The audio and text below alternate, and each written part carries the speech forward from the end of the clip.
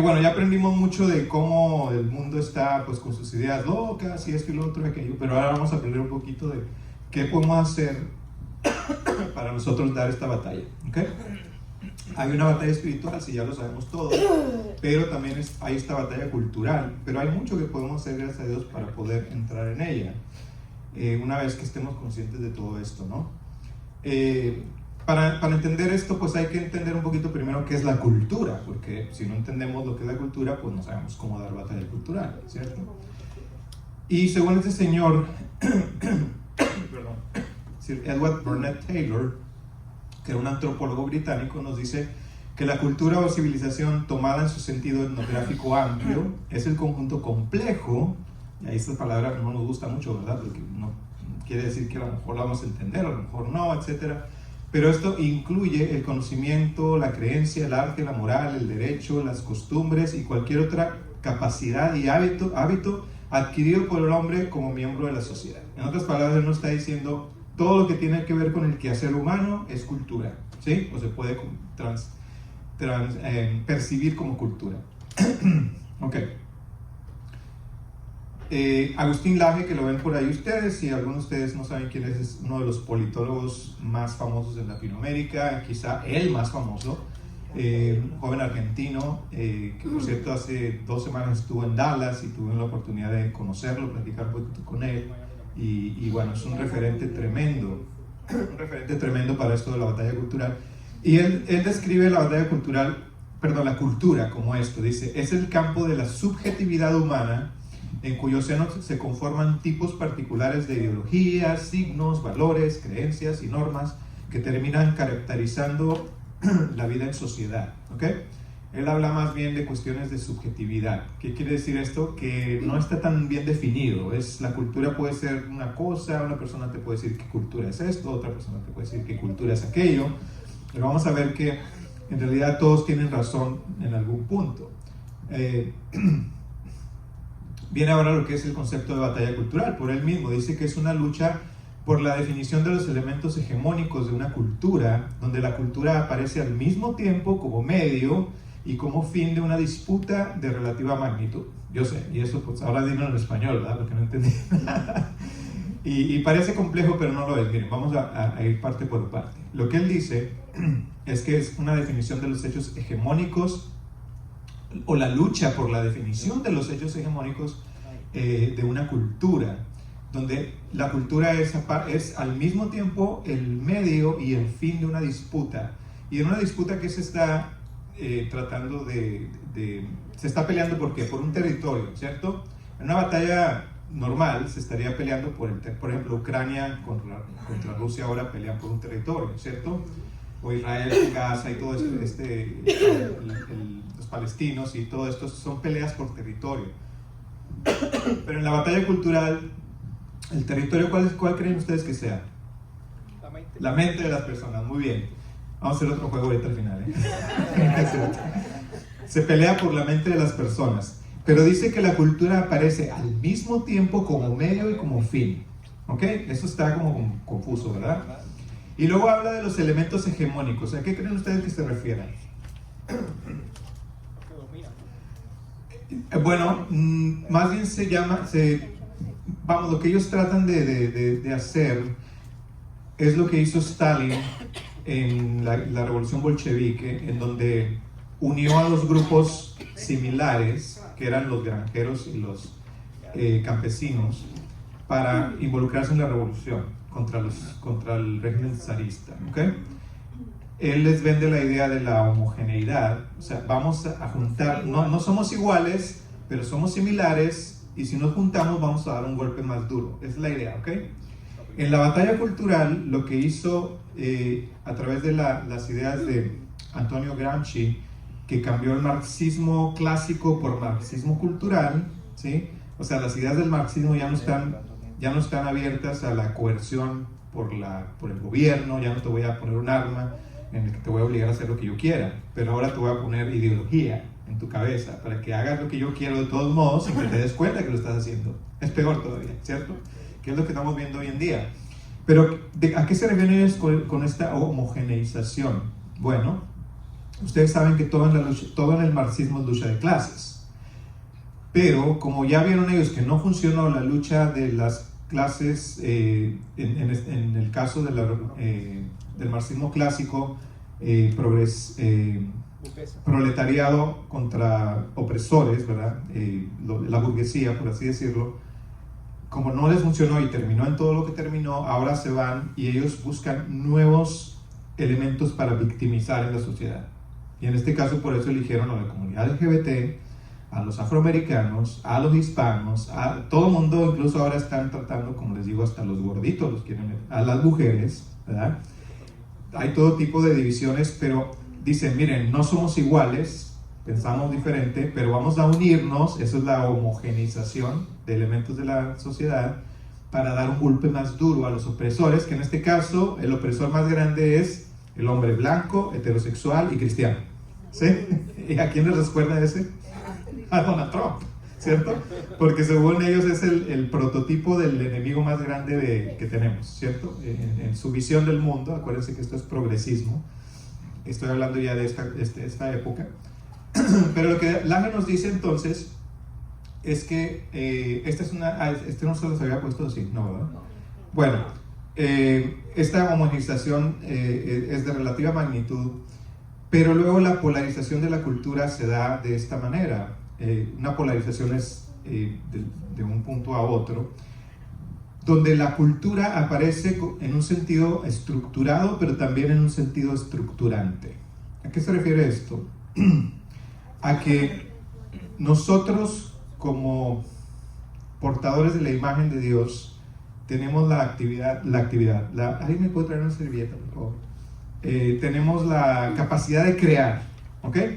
Porque Dios, gracias, hermano. Porque Dios, es que de la risa hasta lloré, perdón. Traía por ahí todavía la humedad. Bueno, en términos de la capacidad del ser humano, somos creadores de cultura, ¿ok?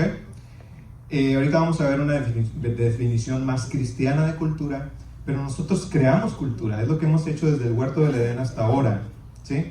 Y eso se llama el mandato cultural. Hemos cumplido con este mandato, bien o mal, mejor a veces que otras veces, pero cumplimos todos con el mandato cultural en lo que hacemos, ¿sí? Crear la civilización humana, las leyes, el arte, la tecnología, todo lo que hacemos es eso. Pero en términos de la cultura, a eso se refiere lo estructurado, ¿sí? Nosotros creamos la civilización. Sí, perdón. Perdón, ¿me podría decir qué significa hegemónicos? Hegemónicos, a lo que yo me refería, a hacer algo similar, ¿sí? O sea, voy a unir a grupos que son parecidos, no necesariamente completamente iguales. Por ejemplo, los protestantes evangélicos somos un grupo hegemónico, aunque no todos somos bautistas, pentecostales, carismáticos, pero más o menos creemos en lo mismo. Esa es una homogeneidad, ¿cierto? Que en este caso ellos apelan a esta homogeneidad de ciertos grupos oprimidos para entonces dar un golpe más duro a su opresor, ¿ok? Es en ese sentido. Gracias. Perdón. Dime, hermano. La hermana preguntó por hegemónico, Uh-huh. y creo que se transmitió un concepto de homogénico por hegemónico. Ah, Ella preguntó qué quería decir hegemónico, y realmente lo que quiso decir fue que quería decir homogénico. homogénico. Ah, sí. Bueno, como haya sido ya lo aclaramos. ¿Quedó bien? ¿Quedó claro? Pero bueno, Ok. sí, ya. Gracias, hermano, por la aclaración.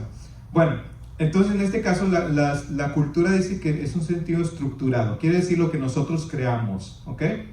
Pero también es estructurante.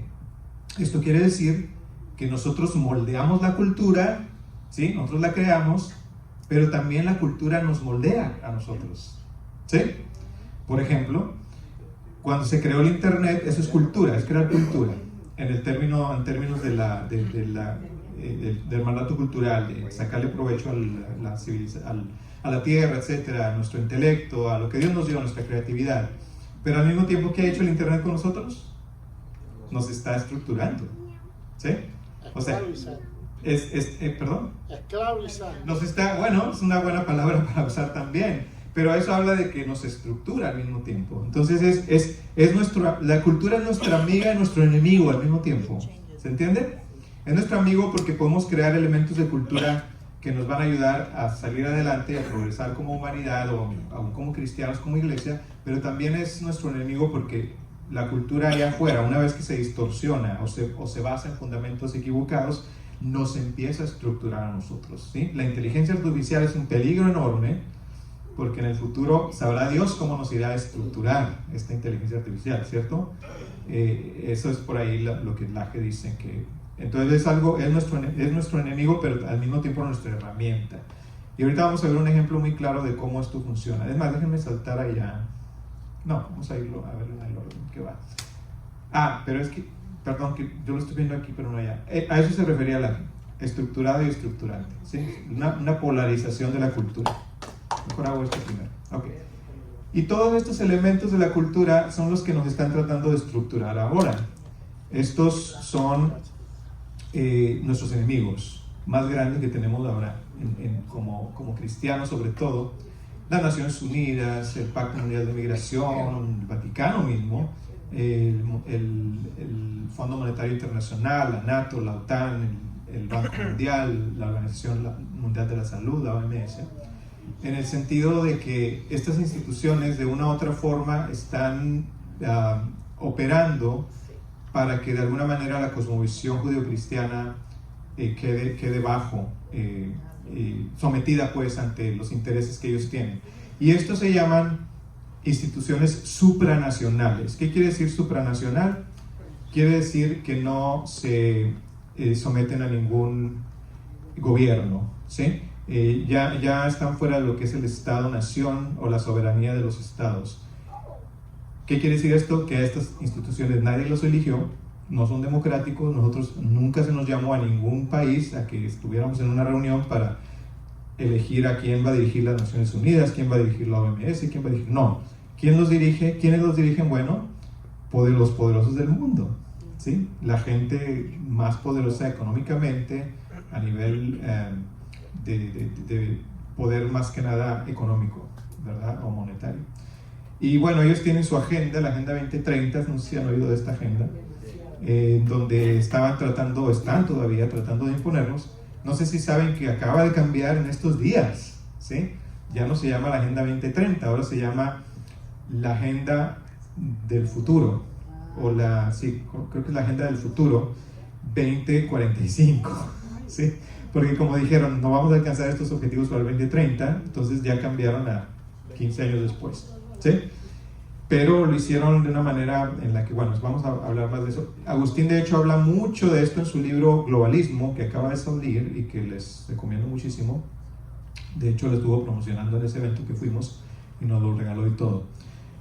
Ahora, las Naciones Unidas no son nuestros amigos, fíjense bien. Ellos tienen este asunto, esto está sacado de las páginas de las Naciones Unidas y se llama una cuestión que se llama transnacionales de la fe. ¿Han oído ustedes de esto? Que tiene como objetivo silenciar a la gente de fe.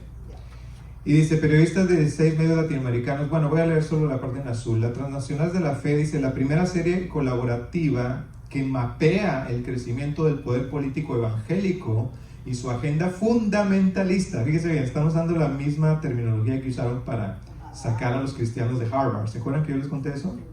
Están usando el mismo término, fundamentalistas. En América Latina, alentada por la administración de Donald Trump. O sea, ya no es Jesús nuestro líder, ahora es Donald Trump, según ellos, ¿sí? Porque como Donald Trump defiende los derechos de los cristianos y las ideas conservadoras, lo alinean como si él fuera realmente nuestro líder, y no lo es, ¿ok? Vamos, que sea una persona que apoyamos por lo que él promueve y defiende, es una cosa, pero él no es nuestro líder es Jesús. Pero según ellos, están incitando a la gente, esto está, acuérdense, en las páginas de las Naciones Unidas, la página web. Dice, para entender los efectos de la expansión, investigamos las actividades, o sea, nos están monitoreando, hermanos, todo lo que hacemos y lo que decimos. ¿Saben por qué? Porque somos su principal obstáculo para ellos avanzar su agenda, ¿sí? Tontos no son, ellos lo saben, ¿sí? Y dice, investigamos las actividades de un grupo de líderes y organizaciones religiosas vinculadas a la Casa Blanca, como si, hermanos, todos los fines de semana fuéramos para allá a ver qué nos indica la Casa Blanca, ¿no? Que promueven legislaciones y políticas cristianas en los más altos círculos del poder político latinoamericano. O sea, están metidos con nosotros allá en Latinoamérica y nos están monitoreando porque saben que representamos el mayor obstáculo para ellos. Estos grupos lideran la nueva cruzada del siglo XXI, que implica retrocesos en los avances de salud sexual. ¿Sí? No sé si han oído ustedes de la ESI, Educación Sexual Integrada, ¿han oído de eso o no? Bueno, ya en Argentina, por ejemplo, estaba implementada, están tratando de implementarla en Colombia, en México la SEP está metida en esto también. ¿Y esto qué significa? Ideología de género metido desde el kindergarten para nuestros niños, ¿sí? En Perú se levantó un movimiento que se llama Con mis hijos no te metas, ¿sí? Que fue comenzado por gente de fe, no sé si protestantes o católicos, pero este movimiento se levantó pues precisamente porque se trató de imponer la ideología de género en el sistema público de la educación en Perú. Y esto es dar la batalla cultural, ¿sí? El poder levantar nuestra voz para negarnos a someternos a este tipo de agendas. Bueno, no voy a leer lo demás para avanzar. Y este es un póster donde ellos están mostrando aquí varias cosas resumidas para que la gente sepa. Por ejemplo, dice, fíjense bien, gráficamente hablando, ponen a los pastores ahí arriba con sus Biblias en mano, pero encadenando Latinoamérica, hermanos, como si fuéramos el malo, ¿sí? O sea, nos están satanizando en algún sentido para decir que nosotros somos malos. Exactamente, lo que dice la Biblia, a lo malo llaman bueno y a lo bueno malo. Y estos son, así como estos, hay muchos otros panfletos que ellos han hecho para instigar a la gente a decirles, los cristianos son el enemigo. Los cristianos son el enemigo. Entonces, sí, y si nosotros no reaccionamos a esto y levantamos nuestra voz, hermanos, vamos a terminar en ser perseguidos, ¿cierto? Entonces, por eso es importante estudiar también batalla cultural. Vamos entonces a avanzar. Y miren, ya en sentido práctico, esto es más en el ámbito político o geopolítico, vamos a un ámbito menos tenso, que el ámbito del entretenimiento. ¿Cuántos han ustedes escuchado de la Guerra de las Blancanieves? ¿Escucharon algo de eso todavía o no? ¿No? Bueno, esta es la Guerra de las Blancanieves. ¿Ok? Disney, hemos visto cómo ha abrazado la cultura woke, ¿verdad? O el wokeismo que le llaman ahora, al grado de que en el 2022 la directora ejecutiva declaró que en la próxima década ella quería que por lo menos el 50% de sus personajes en las películas fueran de la comunidad LGBTQ. ¿Cómo ve usted? O sea, comenzaron con un beso lésbico en la película de Buzz Lightyear, ¿se acuerdan? Que hubo mucha polémica por eso. Y luego nos trajeron a la Cinegrita, ¿verdad? Y luego a Peter Pan, que también era de color, y luego gente rara. ¿Vieron la...? Digo, no tengo nada contra la gente de color, obviamente, pero me refiero que es una inclusión forzada, hermanos. Ese es un cuento de Holanda, donde la gente es más blanca que la leche, ¿me explico? Y vimos la sirenita original, que tenía su cabello, ¿cómo se dice? Rojo, ¿no? Incluso decían que de acuerdo a las reglas del wokismo, ahora se tenían que levantar los pelirrojos como la nueva minoría oprimida, porque se les había cambiado su personaje, que hay muy poca gente pelirroja, ¿cierto? Y se les había impuesto una etnia que no pertenece a su área del mundo ni nada. O sea, esta es una guerra cultural. Y estos son el tipo de elementos que ellos van a utilizar para manipularnos, ¿no? Ya, ahora, entonces, ¿qué pasa con la Guerra de las Blancanieves? Bueno, para empezar, la Blancanieves que propuso Disney el año pasado ya no es blanca, ¿sí? Entonces, ¿qué parte de blanca no entendiste? Porque ya no es blanca, es Rachel Zegler, que es la que está de este lado, que es como la medio latina ella, ¿sí, verdad? Que por cierto se ha hecho en una de las actrices de Hollywood más odiadas por las declaraciones tan inmaduras que ha hecho en muchos sentidos. Por ejemplo, decía que iba a interpretar al personaje, pero no le gusta para nada el cuento porque considera que el príncipe abusó de la princesa al besarla sin su consentimiento. Pues ¿cómo iba si estaba muerta? Me refiero, o sea, ¿cómo iba a sacarle el consentimiento si estaba muerta? Pero a eso llegan. A ese tipo de argumentos llegan. Bueno, vamos. Entonces, ¿qué pasó? Que Disney ya venía distorsionando los cuentos. De hecho, sacaron una película que se llama Strange World. No sé si supieron de esa, Mundo Extraño. No tuvo nada de éxito porque no le hicieron publicidad en lo absoluto. ¿Por qué? Porque era la película con el primer personaje abiertamente gay que se enamora al niño de su amiguito en la aventura. ¿Okay? Y no le hicieron publicidad, perdieron muchos millones de dólares, pero eso no les ha importado porque ellos lo que quieren es avanzar su agenda. ¿Okay? Entonces, ¿qué pasa? Que sacan a Blancanieves y cuando organismos conservadores se enteraron de que iban a destruir el cuento uno de los cuentos más bonitos de la historia y con el cual hemos crecido todos, ¿cierto? Porque para esto creo que fue la primera película de Disney de largometraje, ¿verdad? Animada. Sí, en los 50 creo. Entonces, cuando se dieron cuenta, Ben Shapiro y su streaming que se llama The Daily Wire, junto con otros conservadores como Dennis Prager y otros, Charlie Kirk, y todos ellos, que también hay un grupo muy dinámico de conservadores hoy en día en la política, pero también metidos en la cultura, ellos dijeron en su streaming, pues no vamos a dejar que destruyan Blancanieves, vamos a hacer nuestra propia Blancanieves, y se hicieron a la de la izquierda, ¿sí? Que sí es blanca y que iba a ir con el cuento original, ¿sí? Ya está hecha la película. Entonces, ¿qué pasa? Disney estaba a punto de sacar su película en donde sus 7 enanos eran estos, hermanos.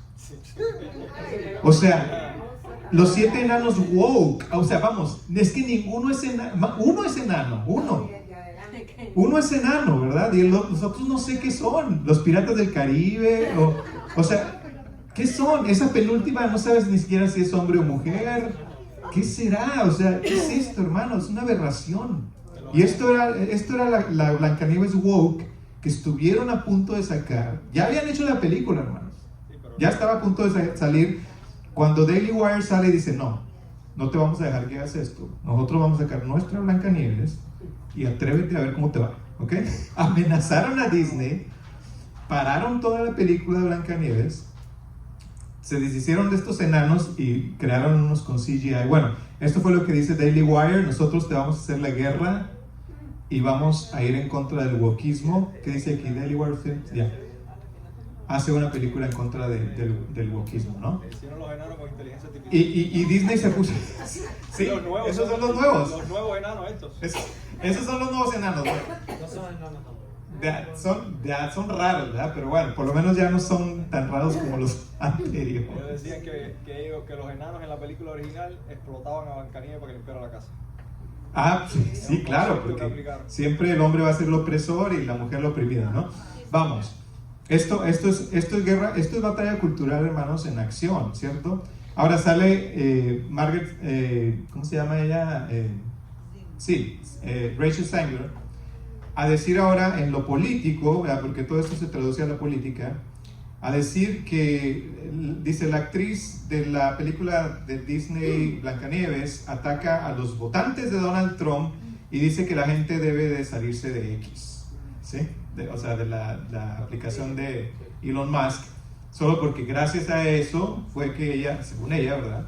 En su cabecita, ella dice que eso fue lo que provocó que Kamala perdiera las elecciones. Vamos, es una batalla cultural que se traduce incluso a lo político. Porque esta gente, hermanos, tiene muchos seguidores en términos de, sobre todo los niñitos que no tienen ya pensamiento crítico, ¿sí? Los adolescentes, los jóvenes, que se van por lo que dicen los famosos, ¿verdad? No sé si vieron la campaña enorme que hizo Taylor Swift en favor de Kamala Harris, por ejemplo, y muchos otros de Hollywood para poder avanzar esta agenda, ¿no? Que también era una cosmovisión tratando de ser impuesta. Entonces, esto es batalla cultural en un mundo como el del entretenimiento. Vamos a ver ahora, para ir terminando, qué es cultura desde el punto de vista bíblico, más cristiano. Les recomiendo este libro de César Vidal, Un mundo que cambia, en donde él explica mucho todo este asunto del globalismo, cómo están logrando su agenda y todo eso, ¿no? Pueden conseguirlo, creo que también en digital, en línea. Pero bueno, ¿qué nos dice la palabra de Dios en Génesis 1:28? Este es parte de nuestra... es el banner que está en nuestra página de Facebook, y dice que Génesis 1:28 es donde se basa el mandato cultural, que dice: llenad la tierra, sean fructíferos, multiplíquense, llenen la tierra y gobiernen sobre ella, lo que llamamos el mandato cultural. ¿Y a qué se refiere esto? Bueno, vamos a ver lo que es la cultura desde un punto de vista más bíblico. Dice que viene de la misma raíz de las palabras culto, que implica actos de adoración, y cultivar, que tiene que ver con utilizar y desarrollar y mantener los recursos naturales recomendados por Dios. La cultura comprende ideas y conceptos, así como acciones y comportamientos. Es transformadora, ese aspecto estructurante que les decía, y transmisora por naturaleza, es decir, está cambiando y constantemente, y se transmite de una generación a otra por medio de la educación formal y no formal. Esta es una definición un poco más apegada a lo que es nuestra cosmovisión cristiana, y el mandato cultural en realidad incluiría este tipo de elementos, ¿sí? La creatividad, el gobierno, el trabajo y vocación, la administración, o sea, mayordomía, las instituciones, el medio ambiente, el propósito, los talentos, la creación de riqueza, el éxito, las finanzas y el buen uso del tiempo, etcétera, etcétera, etcétera, etcétera. O sea, todo implica el mandato cultural. Sí, por eso nosotros le pusimos así a nuestro ministerio. Vamos avanzando. Les voy a mostrar ya bien rápido para ir cerrando quiénes en la historia del cristianismo han sido personajes que cumplieron con el mandato cultural. Aquí tenemos a William Carey y Amy Carmichael, que en la India, respectivamente, uno de ellos cambió la práctica del sati, que es la que ven al lado izquierdo, en donde se quemaba a las viudas con su esposo muerto, ¿sí? O sea, se moría el esposo y si tú eras la viuda, te tocó, mijita, te vas a ir con él y ahí te quemamos viva en la pila, imagínense. Entonces, cuando llegan los misioneros cristianos de Inglaterra, principalmente como Carey, ve esa práctica y hace todo lo posible en el Parlamento para poder cambiarla, y así la fue abolida. Y Carmichael salvó niñas de lo que se llamaban las niñas viudas, que eran destinadas a la prostitución en la India, ¿no? Entonces esta es manera en que algunos creyentes han cumplido con el mandato cultural. Vemos a Francis Bacon, padre del método científico, que él dijo: pequeñas cantidades de ciencia conducen al ateísmo, pero mayores cantidades de ella nos conducen de nuevo a Dios, ¿sí?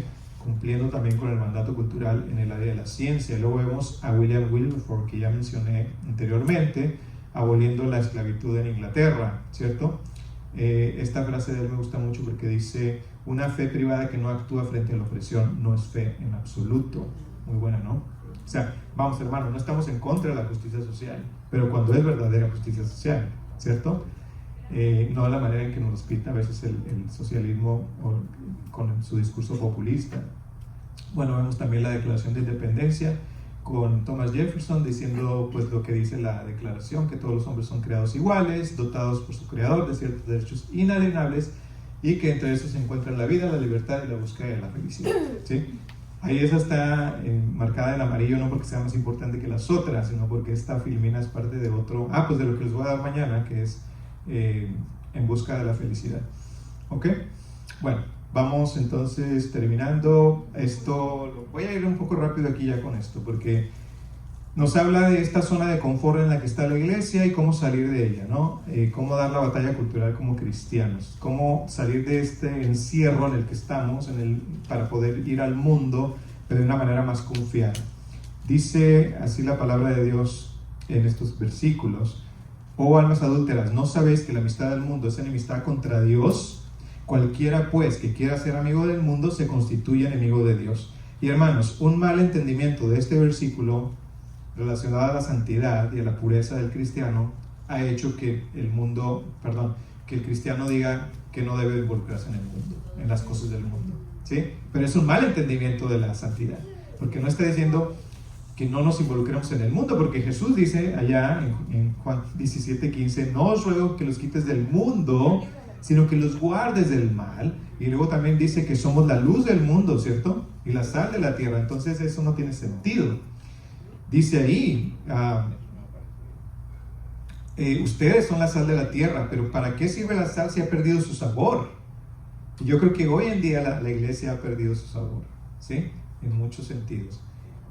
Ustedes son la sal del mundo, como una ciudad en lo alto de una colina que no puede esconderse. O sea, la iglesia debe ser ese faro que alumbre al mundo, ¿no? Ahora, ¿cómo salimos de esta zona de confort o de comodidad? Bueno, primero desarrollando un sentido, se está en esa zona porque hay un sentido de seguridad y de control. Estoy aquí protegido, no me salgo, no me dicen nada, no levanto la voz para que no me critiquen, no me persigan, no nada. O sea, estoy como iglesia, pero estoy aquí siendo luz en medio, o sea, y hermanos, la luz se necesita donde está oscuro, ¿verdad? Pero hermanos, estamos adentro de la iglesia todos encandilados, porque todos somos luz, ¿verdad? Y no somos luz donde debemos serlo. Dice, no, es que no te metas a político porque es muy corrupto, muy oscuro, un mundo muy oscuro. Pues sí, precisamente por eso necesito ir allá, porque se necesita luz, ¿cierto? Esa era la lógica. Pero bueno, entonces es más fácil, es estable, es seguro, pero también puede llegar a ser tedioso. ¿Y cómo, hermanos? Bueno, el legalismo, por ejemplo. Cuando una persona tiene algo en la mano y no lo usa por mucho tiempo, comienza a usarlo contra los que están más cerca de ellos. Todos nosotros tenemos la palabra de Dios, la espada, ¿verdad? Entonces comenzamos a usarla con legalismo. Ay, mira, tu pelo está muy largo, ¿verdad? Y le pegas con la espada al hermano, en vez de usarla donde debes usarla ya, para hablar de cuestiones más importantes que el largo de la falda de la hermana o lo que sea, ¿cierto? Y así surge el legalismo entre las iglesias, peleándose entre ellas y todo. Entonces, ¿qué pasa? Ese sería el estar en la zona de confort. Pero viene luego la zona de temor, en donde ya, bueno, vamos empezando a dar pasos hacia afuera, cómo poder salir hacia el mundo. Y en esta zona, pues hay falta de confianza en sí mismo. ¿Por qué? Porque a veces no nos sentimos preparados para ir en contra de esos argumentos, ¿cierto? Entonces hay falta de confianza en sí mismo. Nos paraliza la opinión de los demás. No, es que no te debes meter ahí, mira, no debes hacer esto, no debes hacer lo otro, te ven mal, te empiezan a juzgar y viene lo que la Biblia llama el temor de los hombres, ¿sí? Y se buscan excusas para no actuar. No, es que es demasiado difícil, demasiado corrupto, demasiado sucio, no me quiero contaminar, bla, bla, bla, lo que tú quieras, ¿sí? ¿Para qué si no van a oír? Si la Biblia dice esto, ya viene el rapto, lo que tú quieras, pero vas a justificar de no hacer nada. En esa zona de temor se puede llegar a esos argumentos. Sin embargo, en cuestión del temor, pues miren, siendo honestos, pues sí hay razones para tener temor, porque Jesús dijo, he aquí yo os envío como ovejas en medio de lobos. Yo me imagino a los discípulos originales que escucharon esto diciendo, a ver, Señor, espérate, está medio dispareja la cosa, ¿verdad? Porque los lobos son agresivos, tienen colmillos, son estratégicos al cazar y todo esto. Y las ovejas, pues hacen meh, y son tontas, ¿verdad? Entonces, ¿cómo que ovejas en medio de lobos, Señor? No, ¿verdad? Se ve dispareja la cosa. Pero acuérdense, hermanos, que Él es el buen pastor y Él se va a encargar de los lobos. Nosotros tenemos que cumplir con lo que Él nos dice que hagamos, ¿sí? Es cierto que dijo que éramos ovejas en medio de lobos, pero Él tiene la vara y su cayado, ¿sí? Que nos van a infundir aliento, que nos... Vamos, esta analogía está dada no por el Señor porque diga, los voy a poner en una relación tan dispareja que los va a asustar. No, ¿saben qué es esto? Dependencia. Dependencia de tu pastor. Para que tú sepas que aunque eres una oveja tonta y que solo hace B, puedes ganarle a un lobo, ¿cierto? No por lo que tú eres, sino por quien está detrás de ti, respaldándote. Esa es la cosa. Entonces, por ahí... Vamos al siguiente, que sería la zona de aprendizaje, que es en la que estamos ahora mismo con este seminario, ¿sí? Esta es una zona en la que ya se enfrentan los retos, se adquieren nuevos conocimientos, ¿sí? Y habilidades, y se comienza a extender la zona de confort. Ya vamos saliendo de ese temor, vamos saliendo de eso, y nos empezamos a informar, a venir a entrenamientos como estos, leer libros, ver entrenamientos de prédicas, lo que sea, y vamos entonces saliendo de esa zona de confort a la de aprendizaje. Y después, aquí ya les tengo una lista de cosas que pueden ir aprendiendo, pues historia del pensamiento occidental, por ejemplo, teología, todas estas ramas de la teología, para poder tener buenos argumentos bíblicos, historia de la Biblia también, sus personajes, sus principales doctrinas, qué pasó y esto y lo otro, geopolítica, ¿verdad? Aquí vemos, por ejemplo, todo el área en verde, es el cristianismo ortodoxo. Todo lo que está en color es el cristianismo disperso por el mundo, pero no hay de cristianismo a cristianismo. El verde es el cristianismo ortodoxo ruso, que como está tan lejos, pues a quién le importa, ¿no? O sea, digamos, yo no sé mucho del cristianismo ortodoxo, pero tampoco es como que Me voy a poner a estudiarlo porque no me encuentro con un ortodoxo nunca prácticamente. Es más, no creo haber conocido a uno en todos mis años de cristiano. Pero la que sí me importa es el área amarilla, porque es donde está el catolicismo romano, ¿sí? Y el área roja es donde está el protestantismo. Y se fijan, ¿a qué característica ven ustedes en el área roja? ¿Qué tienen en común? No veo ya. ¿Ah? Yo no veo. ¿No ves el área roja? Está al norte. Sí veo, pero. No, está Ah, ya. al extremo, de los brazos. Bueno, pero ¿qué características tienen estos países? Son desarrollados.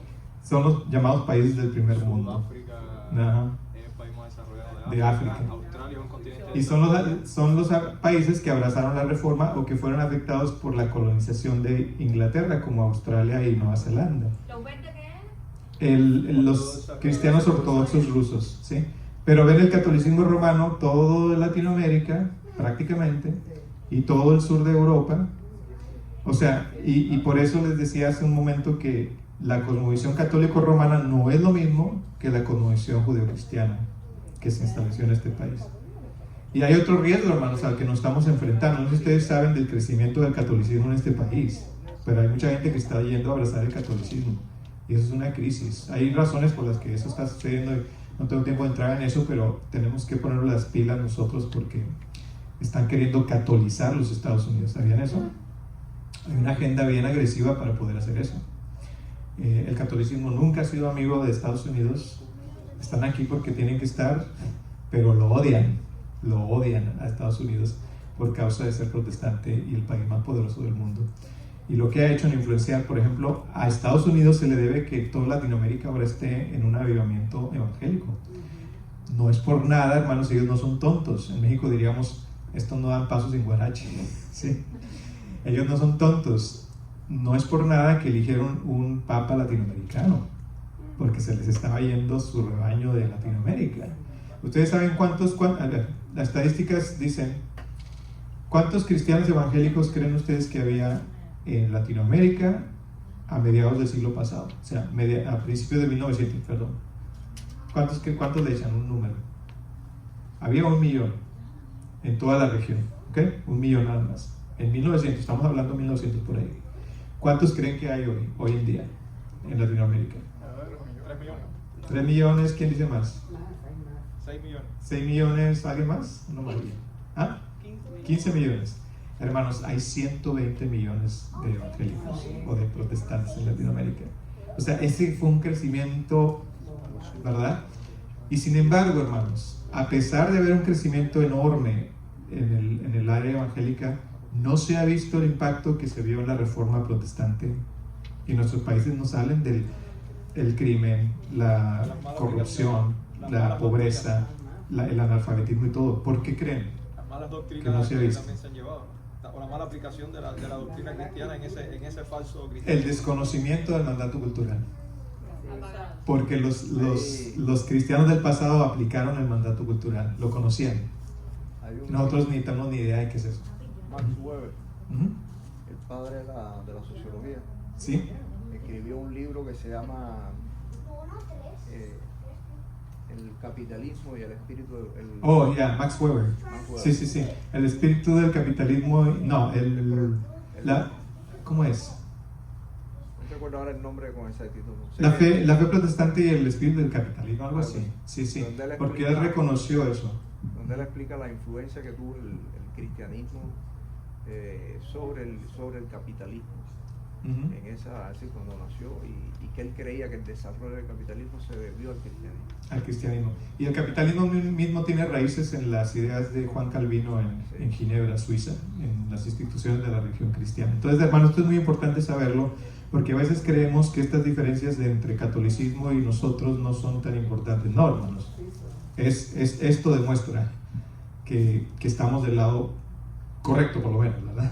Pero implementemos esto, llevémoslo a la sociedad, a la cultura, a los negocios, al arte, a todo. Por eso ese es el mandato cultural. La razón por la que no lo conocemos como latinoamericanos es porque los americanos lo abandonaron el siglo pasado con esa guerra entre liberales y fundamentalistas que ya expliqué. Y por eso cuando nos fueron a evangelizar, porque mayormente fueron los americanos que fueron a Latinoamérica, ya no conocían el mandato cultural. y nos llamaron solo religión espiritualizada. Y luego se mezcló con catolicismo, peor todavía, hermanos.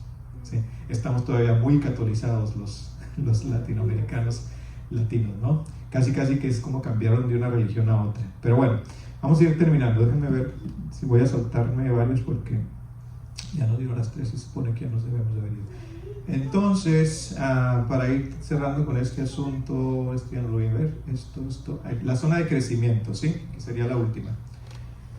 Se utiliza el nuevo conocimiento, ¿sí? Hay un sentido de propósito, se establecen nuevas metas, se logran los objetivos y los sueños se hacen realidad. Y así es como se entra en esta batalla cultural con más confianza, ¿sí? O sea, hay propósito, hay un sentido, se establecen metas y se logran los objetivos, ¿sí? De hecho, lo que acabamos de ver suceder en estos últimos 4 años en este país fue el resultado de la batalla cultural. Esa victoria aplastante que vimos fue el resultado de la batalla cultural, porque esos 4 años la gente de fe no se quedó callada. Gracias a Dios que muchos levantamos la fe, la voz y comenzamos a hacer, miren, nosotros tanto para la campaña de 2020 como para esta 2024, nosotros como ministerio tuvimos una serie de clases en las que le enseñábamos a la gente qué es la izquierda, qué es la derecha, qué creen, que todo eso, filosofía política, desde el punto de vista cristiano. Yo no soy un ciudadano, hermano, yo no puedo votar por este país, pero créanme, tengo el poder de influencia para hacer que muchos voten mejor. ¿Sí? Y pues con las clases que estuvimos impartiendo, no le decíamos a la gente por quién debía votar, eso no se debe hacer desde el púlpito cristiano, ¿sí? Pero sí puedes informarles a ellos qué cree un partido, qué cree el otro, qué cree un candidato y qué cree el otro, y luego darles que ellos voten bajo su conciencia cristiana, ¿cierto? Lo que se apegue más a los principios de la palabra. Entonces eso sí se puede hacer, y eso es hacer batalla cultural, ¿ok? Y todo la podemos hacer. Entonces, para ir ya para concluir, dice, la palabra dice, no se enciende una luz ni se pone debajo del almud, ¿verdad? Dice, así alumbre vuestra luz delante de los hombres para que vean vuestras obras y glorifiquen a vuestro Padre que está en los cielos. Y entonces el mundo, ¿sí?, se logra entrar con más confianza en la batalla cultural cuando ya has pasado por este proceso. Pero desgraciadamente, hermanos, mucha parte de la iglesia estamos todavía en la etapa 1, en la zona de confort, ¿verdad? Gracias a Dios por los que estamos saliendo, pero hay mucho trabajo por hacer todavía. Entonces, bueno, estos temas no son populares en la iglesia, déjeme decirle, desgraciadamente, pero ¿saben que les voy a contar algo bien rápido de este libro que el pastor les va a mandar por email si lo tienen, o por WhatsApp, lo que sea? Y ahora, ¿cómo viviremos? Que fue el libro que me enseñó todo esto. Yo lo leí en 2005, este libro, ¿ok? El libro acababa de salir, se acababa de publicar en el 99, justo antes de terminar el siglo. Yo llegué a los Estados Unidos en el 98, un año antes, y leí el libro por accidente, una vez que estaba atorado en la frontera, tratando de agarrar un permiso de trabajo en migración, y me pararon porque llevé una copia, bueno, un rollo ahí, y terminé en la casa de un amigo donde él tenía ese libro en su librero. O sea, yo no debería estar ahí ni nada, pero Dios me hizo leer ese libro y me abrió los ojos tremendamente para yo ver mi fe cristiana de otro modo, y de ahí Dios empezó a obrar para luego establecer este ministerio y todo. Pero en ese libro ustedes van a darse cuenta de una cosa, que los autores ya nos estaban advirtiendo de todo esto desde entonces, desde el 99, estamos hablando hace 30 años. ¿Y saben qué es lo triste de esto? Yo me compré el libro después en papel, ¿sí? Y después lo dejaron hasta de publicar, hermanos, porque nadie lo leyó, nadie se interesó por ese libro, ¿sí? Nadie. Y cuando yo llegué a trabajar en la Universidad Bautista de Dallas, yo tenía que hablar con los profesores de sus cursos, porque yo diseño lo que ellos producen. Y cuando iba a sus oficinas y me sentaba con ellos, americanos todos, yo veía que en sus libreros tenían el libro. Y ahora, ¿cómo vivimos? Pero en inglés, obviamente, ¿verdad? Now I shall believe. Y yo le decía, yo leí ese libro y me cambió la vida. Cambió la manera en que yo veo mi fe como cristiano y todo. Y desgraciadamente ya no lo hacen en español. Hubo una sola edición y lo dejaron de... Ahora no lo consigues. Lo consigues en Amazon y te cuesta como $60, $100. Hasta lo he visto hasta en $600. Y usado. Dime. No, y usado. Y usado. Ya. Entonces es así, hermanos. Voy a concluir con eso. Más les voy a decir unas cuantas cositas respecto a nuestro ministerio. ¿Dónde pueden encontrarnos? Está en nuestra página de Facebook, Mandato Cultural. Y si ya están en la página de Facebook, aquí teníamos, esto lo tomé hace años, un par de años, y éramos 470 seguidores. Ahora ya tenemos más de 1000, sin pagarle un solo dólar a Facebook. Nomás por referencia de la gente que nos ve y nos comparte. Y vayan al área de videos, cuando vayan ahí a más, seguro tengan en inglés o español, y en videos van a encontrar como, por ejemplo, hay 8 programas por lo menos que hablan de economía desde el punto de vista bíblico. Ahí estamos mi amigo y yo arriba, mi amigo de Chile, que es el cofundador, y explicamos esto, por ejemplo, el trabajo, la economía, la pobreza, la riqueza, la raíz de la economía, la restauración, todo eso, ¿no? Estos programas, curiosamente, cuando hice la suma del tiempo eran 365 minutos, entonces usted se ve 1 minuto al día y en un año tiene un máster en economía cristiana, ¿no? ¿Verdad? Porque curioso que dio exactamente esos minutos. Y estos son algunos de los programas que tenemos hechos desde el calentamiento, ¿cómo se llama? La agenda globalista, el cambio climático, la derecha, la izquierda, el liberalismo, la naturaleza humana, el papel de la creación, la política y el gobierno. O sea, hablamos de lo que podemos, y todavía nos faltan muchos temas. Y en estos temas no tenemos nada que hable, por ejemplo, del arte, porque, hermanos, esto ha crecido tanto que yo no tengo el tiempo de hacer todo lo que tengo que hacer como director. Pero Dios está trayendo más y más gente para colaborar en Mandato Cultural. Si tú quieres hacerlo y involucrarte con nosotros, viendo cómo puedes ayudar, ya sea producir contenido, investigar, escribir, hacer videos, lo que tú puedas y quieras hacer, pues habla con nosotros. Les voy a dejar mi información, de hecho ya está de hecho anoten mi número por favor de teléfono, ya que están aquí, ustedes estuvieron en la clase. Pueden llamarme directamente, contactarme por WhatsApp o lo que sea, para pedirme información sobre el ministerio. El número es 214, anótenlo si quieren, 605-2695. 214-605-2695. Y ahí estamos para servirles en lo que sea, en lo que podamos. Y bueno, con esto yo termino para dejar entonces ahora sí el lugar a su pastor.